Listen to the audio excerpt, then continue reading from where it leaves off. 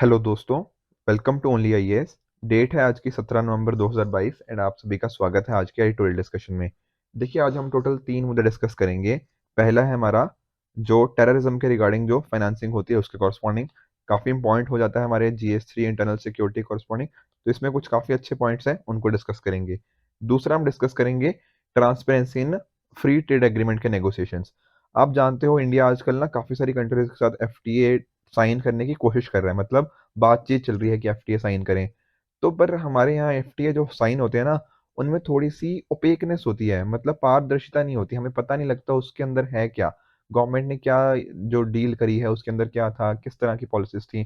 तो वो चीज़ें थोड़ी ट्रांसपेरेंसी होनी चाहिए, हमें पता होना चाहिए, आम लोगों को भी पता होना चाहिए कि यूके के साथ मान लीजिए अगर एफटीए होता है, तो क्या है उसमें? तो इसके रिगार्डिंग राइटर कुछ पॉइंट्स देते हैं। तीसरा हमारा मुद्दा होगा हेल्थ से संबंधित, कि हेल्थ कैसे एक पॉलिसी का इम्पोर्टेंट पार्ट होना चाहिए, उसके रिगार्डिंग डिस्कशन करेंगे। बट बिफोर दैट, हमारा आज का quote of the day, that is compassion and tolerance are not a sign of weakness but a sign of strength. ऐसा बोलना है दलाई लामा जी का। देखो, काफी इंपॉर्टेंट चीज है। काफी बार ना हमें ऐसा लगता है कि हम टॉलरेंस हैं या फिर एक्सेप्टेंस है, ये हमारी वीकनेस नहीं है, ये हमारी स्ट्रेंथ है। देखो, जैसे कंपैशन की ही बात कर लीजिए, तो हमारे आप हिस्ट्री के अंदर उठा के देखिए कितने सारे लोग रहे हैं। चाहे आप बाबा आमटे जी की बात कर लो, ठीक है ना, किस तरह से लोगों की सफरिंग को कम करने के लिए इंडियंस ने हमेशा ही अच्छा रोल प्ले किया हुआ है। या फिर इवन आप रिलीजन के साथ भी इसको थोड़ा रिलेट करके देख सकते हो। जैसे इंडिया के में आप जानते हो, ठीक है ना, जैसे अभी कोविड-19 था, तो बहुत सारे रिलीजियस ऑर्गेनाइजेशंस ने यहाँ पर लोगों की सफरिंग को कम करने के लिए बहुत इंपॉर्टेंट रोल प्ले किया। ठीक है ना, कुछ लोग भी आ गए हैं लोगों की, देखो जैसे सोनू सूद हो गया, ठीक है, उन्होंने कितना अच्छा काम किया सभी के कोविड-19 लोगों की मदद करने के लिए।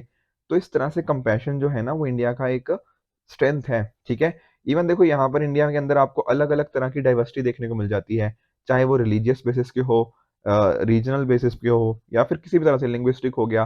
पर कहीं ना कहीं इतनी सारी डाइवर्सिटी होते हुए भी हम एक कैसे हैं?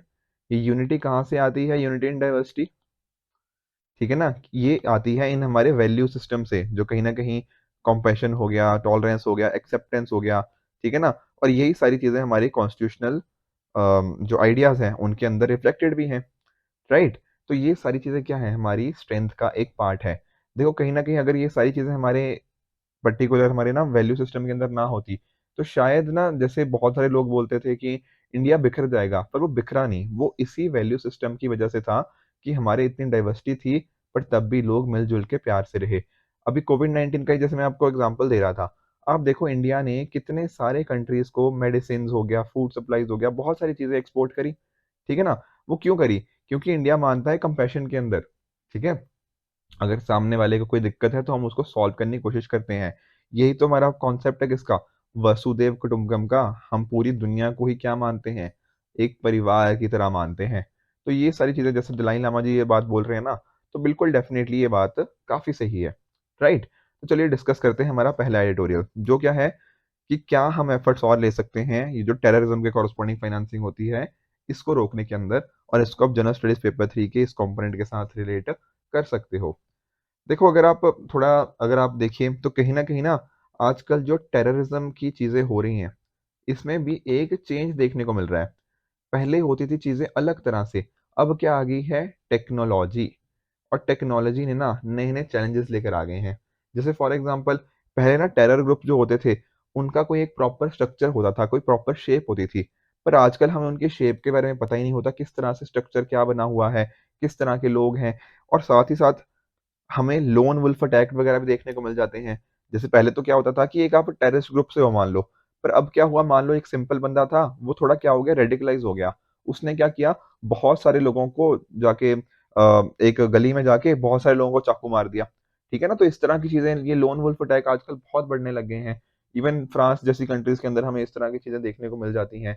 फिर साइबर लिंक मेथड हो गए, ठीक है ना। अब रिक्रूटमेंट ना सोशल मीडिया के थ्रू होने लग जाता है, कि फेसबुक के ऊपर आपको उस तरह की पोस्ट दिख रही है कि नहीं, यहाँ पर तो सब गड़बड़ी हो रहा है। फिर आपका ना दिमाग रेडिकलाइज करने की कोशिश करी जाती है, आपकी सोच को उस तरह से बना दिया जाता है, फिर आपको उनके पर्टिकुलर एलिमेंट्स के कॉरस्पॉन्डिंग रिक्रूट कर लिया जाता है।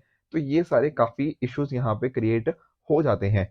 और इंडिया भी देखो, इंडिया भी इसमें, मतलब इंडिया भी काफी इम्पैक्ट रहा है, इंडिया के ऊपर भी टेररिज्म का। आपने देखे हैं कितने सारे टेररिस्ट अटैक इंडिया में हुए हैं।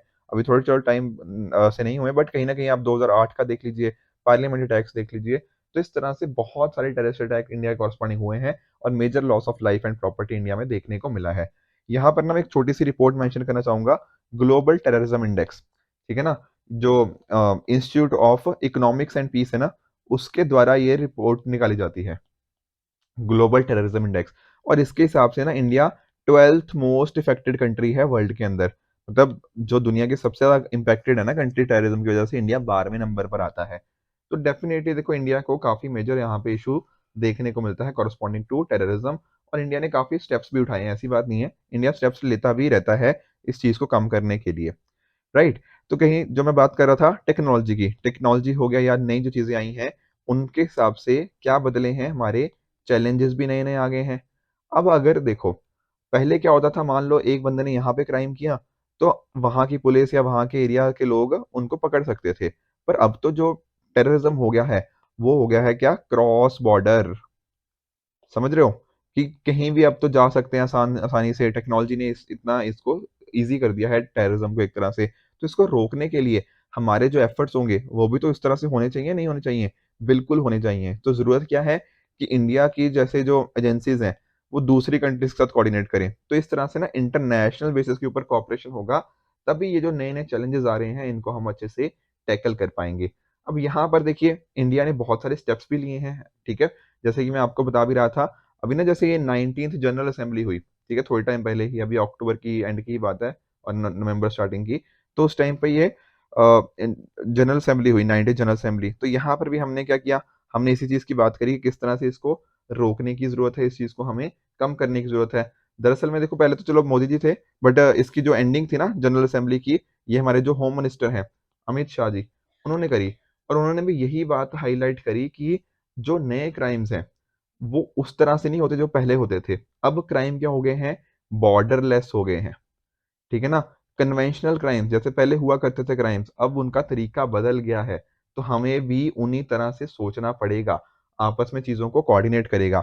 उसके साथ ही साथ, ठीक है ना, ये जो इंटरपोल की मैं बात कर रहा था, देखो जस्ट एक छोटी सी चीज, इंटरपोल के ना अगले साल 100 साल हो गए जाएंगे, यानी कि 2023 में, एक्चुअल में इसकी फॉर्मेशन हुई थी 1923 के अंदर। तो 2023 में इसके 100 साल होने वाले हैं, तो एक पॉसिबिलिटी बनती है इसके क्वेश्चन के रिगार्डिंग। तो देखो इंटरपोल के कॉरस्पॉन्डिंग भी कंट्रीज आपस में कोऑर्डिनेट कर सकती हैं। यहाँ पर ये बात भी हुई कि जैसे 2030 के लिए हमारा क्या विजन है, किस तरह से हम सोच रहे हैं कि जो चैलेंजेस आ रहे हैं उनको अगले इस डेकेड के अंदर, इस डिजिटल वर्ल्ड के अंदर हम कैसे उनको टैकल करना चाहते हैं, ये भी पर्सपेक्टिव यहाँ पर कहीं ना कहीं डिस्कस करेंगे। उसके अलावा देखो, जब इंडिया के पास, आप जानते हो, इंडिया यूएनएससी का परमानेंट मेंबर तो नहीं है, पर जो टेम्पररी मेंबर होते हैं, बेसिकली 2 साल के लिए इंडिया को इलेक्ट किया गया था इस यूएनएससी के कॉरस्पॉन्डिंग। तो लास्ट ईयर ना अगस्त 2021 में इंडिया के पास चेयर थी यूएनएससी की। तब उस टाइम ना इंडिया ने 3 मेजर एजेंडास बात किए थे। वो क्या थे, एक था पीस कीपिंग, ठीक है ना, एक था मैरीटाइम सिक्योरिटी, और तीसरा क्या था, काउंटर टेररिज्म। तो जब भी देखो इंडिया के पास कहीं ना कहीं मौका मिलता है या फिर इंडिया के पास कोई अपॉर्चुनिटी होती है, तो इंडिया डेफिनेटली एफर्ट लेता है ताकि वो टेररिज्म को रोक पाए। पूरी दुनिया को बोलता है कि आप साथ में आइए, मिलके इस टेररिज्म की चीज को हम रोकने की कोशिश करते हैं। अब देखो, जब हम बात करते हैं कि किस तरह से ये पैसा कैसे जा रहा है, क्योंकि देखो टेररिज्म के लिए तो पैसे की तो बहुत जरूरत है, अदरवाइज तो टेररिज्म पॉसिबल ही नहीं है। तो पैसा देखो 3 तरीके हो सकते हैं। पहला है डायरेक्ट स्मगलिंग ऑफ कैश। यहाँ पर क्या होता है कि बॉर्डर्स के आसपास ना, कि बॉर्डर्स के थ्रू क्या कर दिया, कैश को इधर उधर ट्रांसफर कर दिया, स्नीक इन कर दिया कैश को, उसको बोलते हैं डायरेक्ट कैश स्मगलिंग। दूसरा हो जाता है हवाला नेटवर्क। अब हवाला नेटवर्क में पता क्या होता है, हवाला नेटवर्क में ना फिजिकल कैश जो होता है, जो कैश होता है बेसिकली, वो मूव नहीं करता। मान लीजिए आप यहाँ पर हो, दिल्ली में बैठे हुए हो, ठीक है, आपका कोई बंदा है वो दुबई में बैठा हुआ है। अब आपने इसको ना पैसा भेजना है, मान लो 100 करोड़ भेजना है। तो आप अगर हवाला के थ्रू भेजने की कोशिश करोगे ना, तो होता क्या है, हवाला का ना एक तरह से एक नेटवर्क बना होता है। आप एक बंदे को पकड़ोगे यहीं दिल्ली के अंदर, और इसको बोलोगे कि मुझे ना पैसा ये कहाँ पहुंचाना है, यहाँ दुबई में पहुंचाना है। तो with in a few hours ये पैसा उधर पहुंच जाएगा। ऐसा नहीं है कि जो आपने कैश दिया वो जाएगा, नहीं, ये ट्रांसफर नहीं होगा। इनके पास इनका इतना नेटवर्क बना हुआ है ना पूरी दुनिया के अंदर, ये अपने आप पैसा वहां तक पहुंचा देंगे। आपके वाला पैसा नहीं ट्रांसफर हो रहा, बट इन जनरल इसने अपने बंदे को वहां पे फोन कर दिया कि इस बंदे को इस तरह से पैसा दे दो। तो ये होता है हवाला के अंदर की पैसा मूव नहीं करता, ठीक है, करेंसी दिल्ली से मूव नहीं कर रही दुबई में, पर आपने जिसको पहुंचानी थी उसको पहुंचा दी, और इस बंदे को जो हवाला का ऑपरेट कर रहा है इसको कुछ थोड़ा सा कमीशन दे दिया, थोड़ी फीस दे दी। वो सारी चीजें यहाँ पे देखने को मिलती हैं। अब इनसे बड़ी दिक्कत आती है, ठीक है ना, हमें पता ही नहीं कैश की मूवमेंट कैसे हो रही है, इस कैश का सोर्स क्या है, ठीक है, जो हम बात करते हैं मनी लॉन्ड्रिंग वगैरह की, तो हमें पता ही नहीं लगता कैश का सोर्स क्या है। तो इस वजह से इंडिया ने इसको इलीगल रखा हुआ है, क्योंकि बहुत नेगेटिव इसके कॉन्सिक्वेंसेस हो सकते हैं, ठीक है। तो ये हो गया दूसरा माध्यम। उसी तरह से एक और मीडियम क्या होता है, वो होता है स्विफ्ट। देखो स्विफ्ट क्या होता है, मैं आपको थोड़ा सा समझा देता हूँ इसके रिगार्डिंग। स्विफ्ट ना एक तरह का जैसे मैसेजिंग प्लेटफॉर्म है या फिर मैसेजिंग नेटवर्क है, ठीक है ना। अगर मान लीजिए एक कंट्री है, ठीक है ना, उस कंट्री से कहीं और ना पैसा भेजना है, मान लीजिए आप यहाँ पर हो, आप इंडिया के अंदर हो, आपने यूएसए के अंदर बैठे हुए अपने किसी दोस्त को कुछ पैसा भेजना है, तो आप क्या करोगे, इंडिया के किसी बैंक में जाओगे, ठीक है, वहां पर ना आपको कुछ कोड्स देने पड़ेंगे, जैसे इस दोस्त का अकाउंट नंबर हो गया, और साथ ही साथ स्विफ्ट भी वहां का कोड देना पड़ेगा। अब स्विफ्ट कोड में क्या होता है, स्विफ्ट कोड के अंदर जैसे ना उस पर्टिकुलर कंट्री का कोड हो गया, उस पर्टिकुलर लोकेशन या उस पर्टिकुलर सिटी का कोड हो गया, इस तरह की कुछ कुछ चीजें होती हैं। उसके बेसिस पे क्या होता है कि जब ये स्विफ्ट वाले चेक करेंगे, ठीक है ना, एक तरह की ये सोसाइटी ही है, एक तरह का मैसेजिंग सिस्टम ही है और कुछ नहीं है, मैसेज ही भेज रहे हैं, तो मैसेज के थ्रू ना वो चेक करेंगे एक तरह से कि ये पर्टिकुलर पर्सन, हाँ इसको भी भेजने हैं, तो अकॉर्डिंगली उस जगह पे पैसे भेज दिए जाते हैं। अगर आप जानना चाहते हो इसकी फुल फॉर्म, तो मैं फुल फॉर्म भी बता देता हूँ। Society for world wide inter bank financial transaction, मतलब फाइनेंशियल ट्रांजैक्शन होनी ना इंटर बैंक, तो उसके लिए होता है, तो इंटरनेशनल ट्रांजैक्शन के लिए होता है। अब जब जो रशिया ने जब यूक्रेन के साथ उनका थोड़ा कॉन्फ्लिक्ट हुआ था, मतलब बेसिकली चल ही रहा है कॉन्फ्लिक्ट, तो तब ना रशिया को इससे हटा दिया गया था, तो इस वजह से क्या हुआ था, ये मैसेजिंग नेटवर्क को रोक दिया गया, एंड अकॉर्डिंगली वहां पे ट्रांजेक्शन हम नहीं परफॉर्म करे, तो इनको अलग थलग करने की बात करी गई थी रशिया के कॉरस्पॉन्डिंग।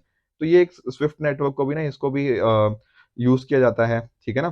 तो बट आज के टाइम पे देखो क्या हो गया है, आज के टाइम पे नई नई टेक्नोलॉजीज आ गई हैं, एंड उस वजह से क्या हुआ, जैसे आप जानते हो ब्लॉकचेन हो गया, ठीक है, या फिर क्रिप्टो करेंसी की बात कर रहा हूँ, जो बिटकॉइन वगैरह जो यूज करते हैं, ठीक है। अब पैसा इसके थ्रू ट्रांसफर हो गया है। अब ये तो देखो बिटकॉइन को तो पता ही नहीं है, एक तरह की क्या ही है, डिसेंट्रलाइज्ड है, ठीक है ना, ब्लॉकचेन के ऊपर बेस्ड है ना, तो डिसेंट्रलाइज्ड हो गया, तो किसी को कुछ पता ही नहीं है कौन इस पे वर्क कर रहा है, किस चीज ने किसको किसको ट्रांसफर कर दिया, तो वो सारी चीजों को ट्रैक रखना बहुत मुश्किल हो गया है, और गवर्नमेंट के लिए एक मेजर चैलेंज बन गया है, ठीक है ना। आप जानते भी हो जो हमारा डार्क नेट होता है, उसमें इलीगल एक्टिविटीज करी जाती हैं इसी के थ्रू, तो ये सारे इश्यूज यहाँ पे हमें देखने को मिल जाते हैं।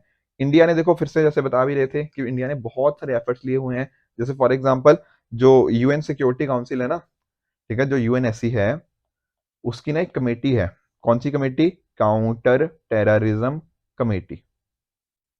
अच्छा ठीक है सर, इस कमेटी की ना मीटिंग हुई थी, इन्होंने क्या किया, इन्होंने आपस में मिलके एक दिल्ली डेक्लेरेशन को अडॉप्ट किया। अब इसमें क्या था दिल्ली डेक्लेरेशन के अंदर, इसके अंदर था कि हम टेरर एक्टिविटीज के कॉरस्पॉन्डिंग क्या करेंगे, जीरो टॉलरेंस पॉलिसी, बिल्कुल भी टॉलरेंट नहीं करेंगे। जैसे कई लोग बोलते नहीं है कि कुछ होता है गुड टेररिज्म, कुछ होता है बैड टेररिज्म, नहीं, कोई गुड नहीं कोई बैड नहीं, there is only bad terrorism, ऐसा गुड वुड टेररिज्म कुछ नहीं होता। पाकिस्तान कई बार बोलता है गुड टेररिज्म बैड टेररिज्म, नहीं, हम क्या अडॉप्ट करेंगे, एक तरह की जीरो टॉलरेंस पॉलिसी, हमें पूरी दुनिया को साथ में मिलकर आकर अडॉप्ट करना है इस चीज को, तभी ये चीज पॉसिबल हो सकती है। बाकी इन्होंने कुछ और चीजें भी बोली हैं कि इनकी जो फंडिंग है ना, हमें फंडिंग को रोकना पड़ेगा, ठीक है ना, आजकल तो क्राउड फंडिंग लोग भी पैसा दे रहे हैं इनके कॉरस्पॉन्डिंग, ये रेडिकलाइजेशन को रोकना पड़ेगा, ठीक है ना, सोशल मीडिया का जो यूज हो रहा है आजकल, इतना ज्यादा जो यूज हो रहा है उसको रोकना पड़ेगा, ठीक है। ये ड्रोन्स वगैरह हो गया, इसके थ्रू जो हम यूज कर रहे हैं, ठीक है, टेररिज्म के लिए यूज किया जा रहा है, इसको रोकने की यहाँ पे जरूरत है, ये बातें करेगी कहाँ पे, दिल्ली डिक्लेरेशन के अंदर। उसके साथ ही आप जानते हो हमारी एक बॉडी है, फाइनेंशियल एक्शन टास्क फोर्स, ठीक है, 1989 के अंदर इसको क्रिएशन किया गया था। क्यों क्रिएट किया गया था, इसीलिए टेरर फाइनेंसिंग और मनी लॉन्ड्रिंग को रोकने के लिए। इसके बाद देखो आप जानते हो 2001 के टेररिस्ट अटैक हुए, 9/11 की बात कर रहे हैं यूएस के अंदर, उसके कॉरस्पॉन्डिंग फिर चीजें और बढ़ी, ठीक है। तो एक यूएन सिक्योरिटी काउंसिल का रेजोल्यूशन है 1267, यूपीएससी ऑलरेडी पूछ भी चुका है ये किससे रिलेट करता है, तो यहाँ पर ना किस तरह के इन टेररिस्ट के कॉरस्पॉन्डिंग इनके ऊपर किस तरह के फाइनेंशियल सैंक्शंस लगाए जाएं, बेसिकली इनके जितने भी अकाउंट्स है दुनिया भर में वो फ्रीज हो जाएं, उनके पास कोई पैसा ना जाए, तो अगर पैसा रुक जाएगा तो कहीं ना कहीं टेररिज्म को रोकने में एक मदद मिल जाएगी।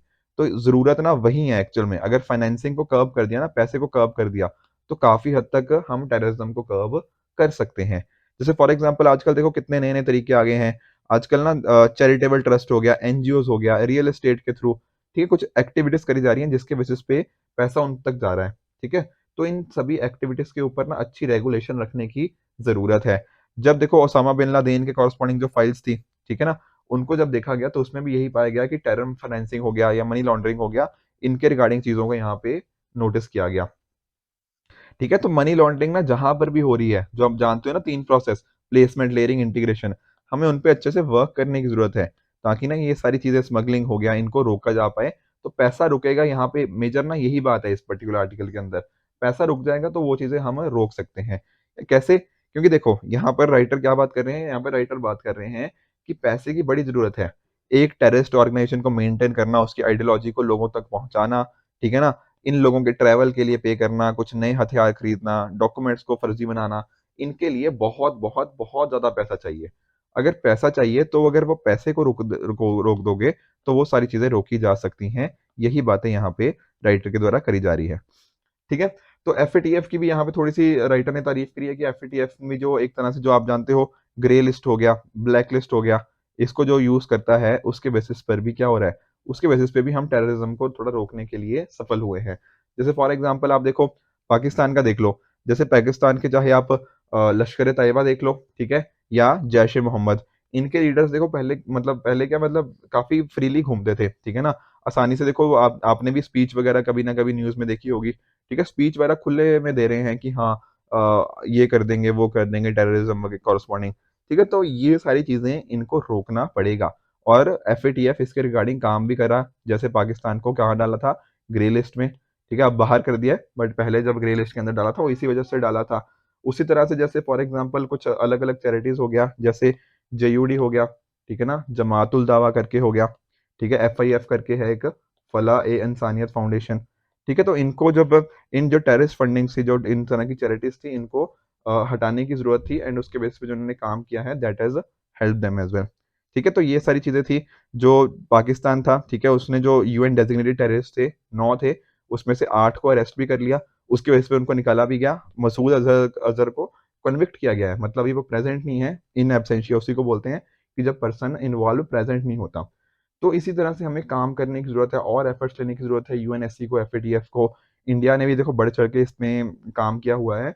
तो अगर सारी कंट्रीज़ इस तरह से मिलकर काम करें, ये पैसे को कहीं न कहीं रोक दें ना, तो वो एक तरह से स्टार्टिंग पॉइंट बन सकता है हमारा कि हम इस डायरेक्शन में मूव कर पाएँ, जहाँ पे एक टेररिस्ट फ्री वर्ल्ड को हम इमेजिन कर पाएँ। तो ये था हमारा पहला एडिटोरियल। चलते हैं हमारे दूसरे एडिटोरियल की तरफ, जो बात करता है फ्री ट्रेड एग्रीमेंट के कॉरेस्पॉन्डिंग नेगोशिएशंस की एंड इसको आप जनरल स्टडीज पेपर 3 के इस पर्टिकुलर सेक्शन के साथ रिलेट कर सकते हो। देखिए, आप सभी जानते हो कि इंडिया ने 2030 तक टारगेट रखा हुआ है, एक्सपोर्ट टारगेट $2 ट्रिलियन का। अब यहाँ पर हम क्या कर रहे हैं, हम कोशिश कर रहे हैं कि अलग-अलग कंट्रीज़ के साथ एफटीएस को करें, ठीक है? एक बहुत ही थॉरो और कॉम्प्रिहेंसिव मैनर में ये किया जाए, ताकि इस डायरेक्शन में हम मूव कर पाएँ। जैसे फॉर एग्ज़ाम्पल यूरोपियन यूनियन हो गया, कनाडा हो गया, यूके, इज़राइल, इनके साथ बातचीत चल रही है एफटीएस के कॉरेस्पॉन्डिंग। अब जब ये एफटीए साइन होते हैं देखो, तो यहाँ पर ना बहुत सारी चीज़ों के कॉरेस्पॉन्डिंग बात होती है। क्या? कि टैरिफ को कितना रिड्यूस करना है, कम करना है, ड्यूटीज़ वगैरह कैसे करनी है, कितने परसेंट करनी है, क्या सिर्फ़ और सिर्फ़ गुड्स के कॉरेस्पॉन्डिंग करनी है या सर्विसेज़ भी उसके अंदर इंक्लूड होएँगी? डेटा वगैरह जो आपस में एक्सचेंज होगा वो कैसे स्टोर किया जाएगा? डेटा लोकलाइज़ेशन की पॉलिसी तो नहीं है कि वहीं पे डेटा सेव हो या फिर प्रोसेसिंग वगैरह कैसे करी जाएगी? जो अलग-अलग कई बार ना होता है जब ट्रेडिंग के कॉरेस्पॉन्डिंग जो हमारे पेटेंट्स हो गया, कॉपीराइट्स हो गया, उनमें क्या चेंजेज़ आएँगे? इस तरह की कुछ-कुछ चीज़ों की बात होती है। अब आप देखो ये सारी चीज़ें जितने भी बात करी, आपको नहीं लगता कि इन सभी चीज़ों का चलो गवर्नमेंट्स के साथ तो कंसर्न है ही है, पर मेरी और आपकी सब लोगों की ज़िंदगी को भी तो इम्पैक्ट करता है, तो बेसिकली इसका इम्पैक्ट सोसाइटी पर भी तो आता है। बिल्कुल आता है।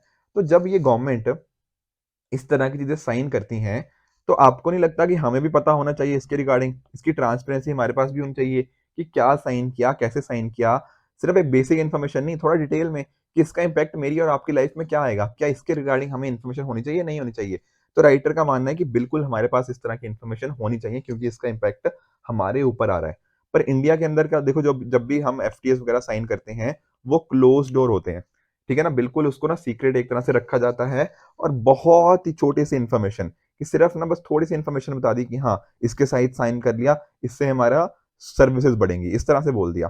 पर इतने से राइटर बात कर रहे हैं कि ऐसा नहीं है, यहाँ पे हमें सोसाइटी को और इन्फॉर्मेशन देनी पड़ेगी। यहाँ पर ना राइटर पूरे आर्टिकल के अंदर यूनाइटेड किंगडम की काफी एज इन ना उनका एग्जाम्पल दे रहे हैं कि यूनाइटेड किंगडम के अंदर ये प्रोसेस काफी अच्छा है कि उन्होंने अपने अंदर काफी ट्रांसपेरेंसी बनाकर रखी हुई है। उनके अंदर एक प्रॉपर मैकेनिज्म्स हैं, प्रॉपर चेक्स एंड बैलेंसेस हैं, ताकि इस चीज को इंश्योर किया जा पाए। अभी इन्हीं मैकेनिज्म को एक एक करके डिस्कस कर लेते हैं। जैसे फॉर एग्जांपल ना उनका एक डिपार्टमेंट है यूके का, DFIT, department of international trade. ये क्या करता है, एक इस तरह से ना पॉलिसी पेपर निकालता है। इसके अंदर क्या होता है कि अच्छा, हम मान मान लो यूके ना इंडिया के साथ एफटीए कर रहा है, तो इस पेपर के अंदर लिखा होगा हम ये एफटीए कर रहे हैं, इसके पीछे के क्या ऑब्जेक्टिव्स हैं, क्या रीजंस है। अगर यूके इसको साइन कर लेता है तो उसको क्या अचीव करने का वो सोच रहा है। और इसको ना काफी एक तरह से बहुत डिटेल में बनाया जाता है।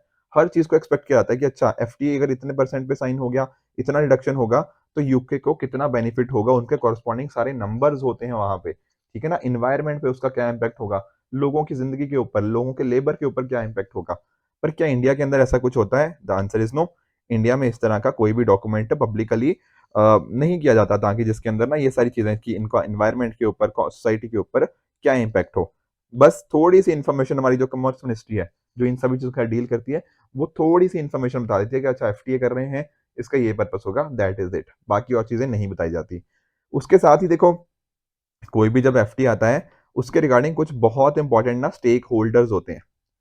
ठीक है ना, जैसे बिजनेसमैन हो गए, ठीक है, ठीक है, या फिर जैसे मान लो एनजीओज होगी, या फिर कोई पर्टिकुलर सेक्टर हो गया, जहाँ जैसे कुछ ना एक पर्टिकुलर सेक्टर के कॉरस्पॉन्डिंग हो रहा है, तो वहां पर वो पर्टिकुलर सेक्टर के लोग हो गए। तो जब भी देखो जो DFIT है, जो मैं बता रहा था ना यूके का, डिपार्टमेंट ऑफ इंटरनेशनल ट्रेड, तो वो इन्हीं सभी चीजों के कॉरस्पॉन्डिंग ना इनपुट्स जो आए हैं, जो बिजनेसमैन का क्या व्यू पॉइंट है, एनजीओ का क्या व्यू पॉइंट है, उन सेक्टर के कॉरस्पॉन्डिंग लोगों का क्या व्यू पॉइंट है, ये सारे के सारे व्यूज, ये सारे के सारे रिस्पॉन्सेज इस पर्टिकुलर पॉलिसी पेपर के अंदर इंक्लूड किए जाते हैं। ठीक है। फिर इस पॉलिसी पेपर के अंदर जो इंक्लूड कर लिया, फिर गवर्नमेंट का कुछ सजेशंस भी होते हैं। गवर्नमेंट क्या सोचती है, हो सकता है कुछ बिजनेसमैन इसके फेवर में हो, कुछ अगेंस्ट में हो। तो गवर्नमेंट ने क्या बोला इन बिजनेसमैन के सजेशन के कॉरस्पॉन्डिंग, वो सजेशंस भी इस पॉलिसी पेपर के अंदर इंक्लूड कर दिए जाते हैं। तो देख रहे हो कितनी ज्यादा मतलब इस चीज के रिगार्डिंग स्क्रूटनी है एक तरह से, किस तरह से सारे सारे स्टेक होल्डर्स की बात करी जा रही है, एंड उनके रिस्पॉन्सेज का भी अच्छे से पता लग रहा है कि किसका क्या ओपिनियन था, एंड गवर्नमेंट ने फाइनली क्या ओपिनियन उनके बेसिस के ऊपर लिया। इंडिया में भी देखो होता है, हम बात करते हैं बिजनेसमैन से हो गया, एनजीओ हो गया, सेक्टर्स हो गया, पर इसका कोई ना रिकॉर्ड नहीं रखा जाता। किसका रिकॉर्ड नहीं रखा जाता कि इनका क्या व्यू पॉइंट था, ठीक है ना, या फिर अगर इन्होंने कुछ व्यू पॉइंट दिया भी, तो गवर्नमेंट ने उनके रिस्पॉन्स को सुना या नहीं सुना, क्या एक्चुअल में उनकी बात को लिया भी एफटीए के अंदर या नहीं लिया, या फिर बस सुन के अनसुना कर दिया, ठीक है, या फिर कुछ इस पे एक्शन लिया गया, इसका कोई रिकॉर्ड नहीं है, और ये एक मेजर इशू बन जाता है, क्योंकि इनके कंसर्न शायद फिर उसमें एड्रेस ही नहीं हो पाएंगे। उसी तरह से एक और चीज भी है, वहां की पार्लियामेंट। देखो, जैसे एफटीए तो चलो मान लीजिए वहां की गवर्नमेंट आगे ने साइन कर दिया, पर वहां की जो यूके की पार्लियामेंट है, वो काफी अच्छे वे में ना उसको स्क्रूटनी करती है। हर एक चीज को वहां पे सुना जाता है। जैसे फॉर एग्जांपल, उनकी एक IAC है, इंटरनेशनल एग्रीमेंट कमेटी, पार्लियामेंट की, वहां की जो ब्रिटिश पार्लियामेंट है, उनकी इंटरनेशनल एग्रीमेंट कमेटी है। ये हर चीज को सुनती है, अच्छा कि ये चीज करी गई तो क्यों करी गई, एंड अगर एफटीए के अंदर ये पर्टिकुलर प्रोविजन है तो क्यों है, तो उस चीज को नेगोशिएशन के अंदर से हटाना या नहीं हटाना। तो हर चीज को, हर रिकमेंडेशंस को वहां पे बताया जाता है गवर्नमेंट को, एंड अगर पॉसिबल हो तो उन चीजों को वहां पे इंक्लूड करने की कोशिश करी जाती है। पर इंडिया में भी देखो, इंडिया में भी पार्लियामेंट के अंदर ये चीज है, पर कहीं ना कहीं हम उसको अच्छे से यूटिलाइजेशन नहीं करते। जैसे फॉर एग्जांपल, हमारे यहाँ पे जो कमेटीज होती है ना, आप जानते हो, स्टैंडिंग और एडहॉक, तो उसी तरह से हमारे पास ये है डिपार्टमेंट रिलेटेड जो पार्लियामेंट्री कमेटीज हैं, तो वो डिस्कस कर लेती हैं। बट जो हमारे यहाँ इसके कॉरस्पॉन्डिंग कमेटी है, parliamentary standing committee on commerce, ये कुछ खास इसके रिगार्डिंग डिस्कशन करती ही नहीं है कि अच्छा एफटीए साइन किया तो क्यों किया, क्या चेंजेस कर सकते हैं, नहीं, ये चीजें यहाँ पे नहीं होती।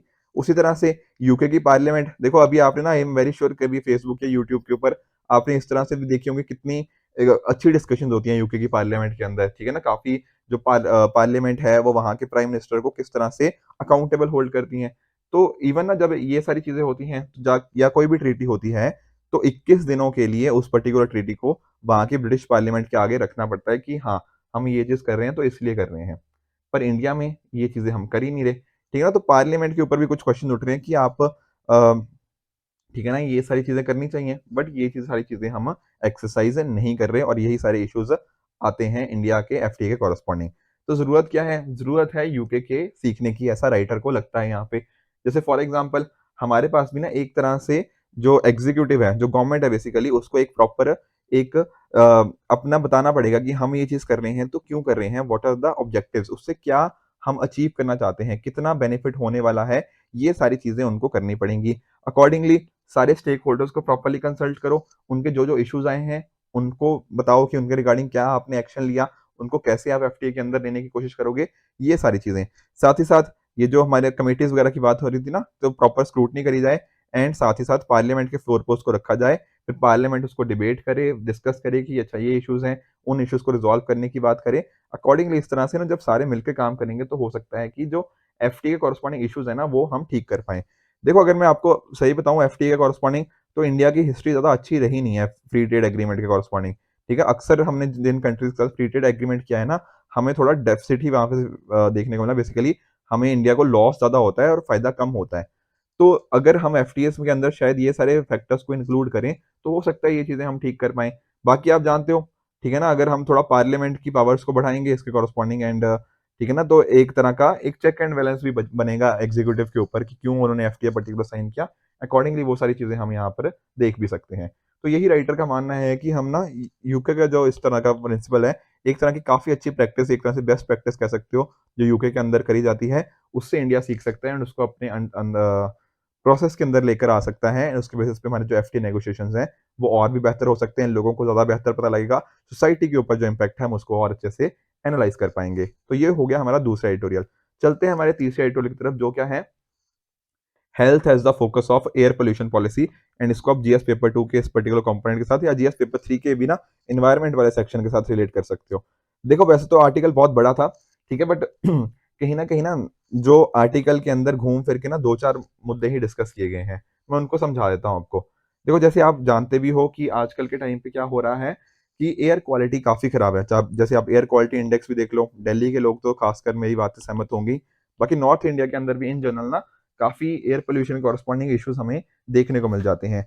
अगर आप बात करो ना लैंसेट की, जो लैंसेट एक तरह की बहुत ही फेमस मेडिकल जर्नल है एक तरह से, यहाँ पर बताया गया है कि जो नियरली 17-18% जो डेथ्स होती हैं या फिर जो रेस्पिरेटरी इश्यूज होते हैं, कहीं न कहीं उनका कॉरेस्पॉन्डिंग हमें पोल्यूशन के साथ लिंक मिलता है। ठीक है? तो यहाँ से बहुत ही क्लियरली विजिबल है कि पोल्यूशन और हेल्थ के कॉरेस्पॉन्डिंग काफ़ी एक मेजर रिलेशन है। तो जब भी हम बात करते हैं पोल्यूशन की, तो वहाँ पर ना हमें हेल्थ एस्पेक्ट को लेने की बहुत ज़रूरत है। जब भी कोई पॉलिसी बनाई जाती है इसके कॉरेस्पॉन्डिंग, तो हेल्थ को देखना बहुत ज़रूरी है। इवन देखो जो अलग-अलग एनवायरमेंटल लॉज़ हैं, उनमें भी हमने पब्लिक हेल्थ को एक बहुत इम्पोर्टेंस दे रखी है।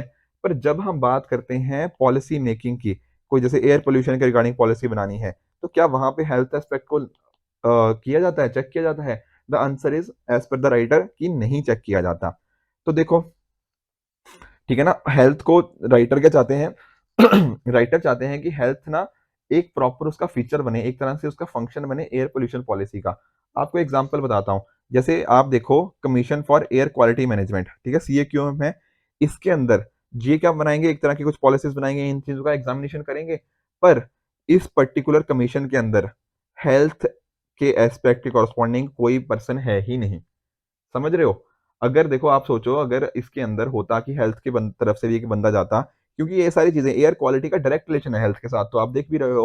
पर जब पॉलिसी बनेगी या फिर जो चीज़ें एग्ज़ामिनेशन वगैरह करेंगे ये सारी चीज़ें, वहाँ पर हेल्थ के बंदे को कोई सीट ही नहीं दी गई, तो वो अपनी बातें कह ही नहीं पाएगा।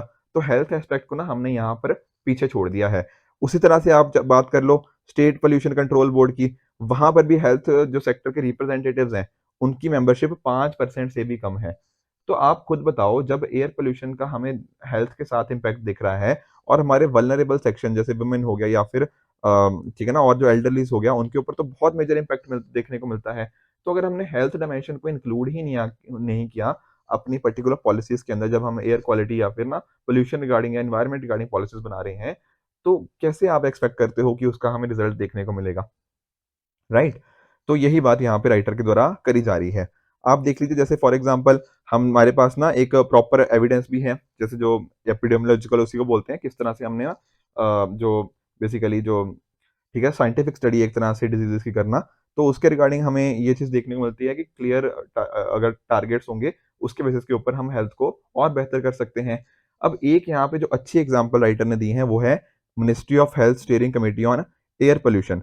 इन्होंने जो बात करी हुई है ना, इन्होंने यही बात करी गई है कि हम हेल्थ बेनिफिट्स को कैसे इसके अंदर इंक्लूड करें, क्या-क्या पॉलिसी मेजर्स लेके आएँ।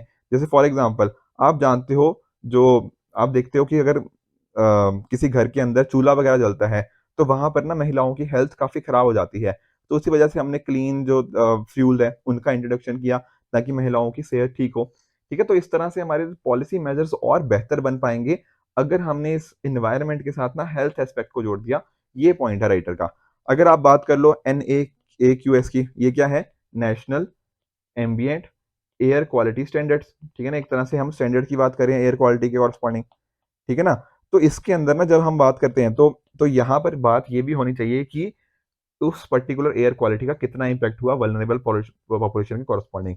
ये एक तरह का ओपेक प्रोसेस नहीं होना चाहिए, यहाँ पर भी हमें ट्रांसपेरेंसी लेकर आनी पड़ेगी। तो तरीका क्या है इसका कॉरस्पॉन्डिंग? तरीका यही है कि एक तरह से हम चीज़ों को ग्राउंड अप से, मतलब जिसको बोलते हैं ना बॉटम अप प्लानिंग करें, ठीक है ना? बॉटम अप प्लानिंग के साथ ही साथ हमारा जो हेल्थ सेक्टर के कॉरस्पॉन्डिंग रिप्रेजेंटेटिव्स हैं, उनको एक प्रॉपर रिप्रेजेंटेशन मिलनी चाहिए। जब भी स्टबल बर्निंग का मुद्दा हो, थर्मल पावर प्लांट का मुद्दा हो, तो ऐसा ना हो कि सिर्फ एयर क्वालिटी वाले लोग हों या फिर एनवायरनमेंट के कॉरस्पॉन्डिंग लोग हों। इसके अलावा भी और रिप्रेजेंटेशन हमें देखने को मिलना चाहिए, ऐसा बात यहाँ पे करी जा रही है। यहाँ पर भी इन्होंने ना वही हेल्थ मिनिस्ट्री की स्टीयरिंग कमेटी की बात करी गई है। अब इस कमेटी के अंदर आप देखो, यहाँ पर एनवायरनमेंट से भी लोग थे, एनर्जी से भी, ठीक है, डिजीज़ेज़ से कॉरस्पॉन्डिंग भी, ट्रांसपोर्ट हो गया, पब्लिक पॉलिसी, इकोनॉमी, तो सब अलग-अलग तरह के लोग थे। अब देखो, जो बंदा हेल्थ से है वो अपनी हेल्थ की बात कर सकता है, पर शायद उसको इकोनॉमी का उतना आइडिया ना हो। तो इकोनॉमी वाला भी बंदा जब वहाँ पे होगा ना, जो स्टेक होल्डर है, मल्टी सेक्टोरल हो जाएँगे, तो अपने-अपने वो व्यू पॉइंट्स को रख पाएँगे। ये फ़ायदा होता है जब एक तरह से मल्टी सेक्टोरल हमने चीज़ें करी जा रही होती हैं।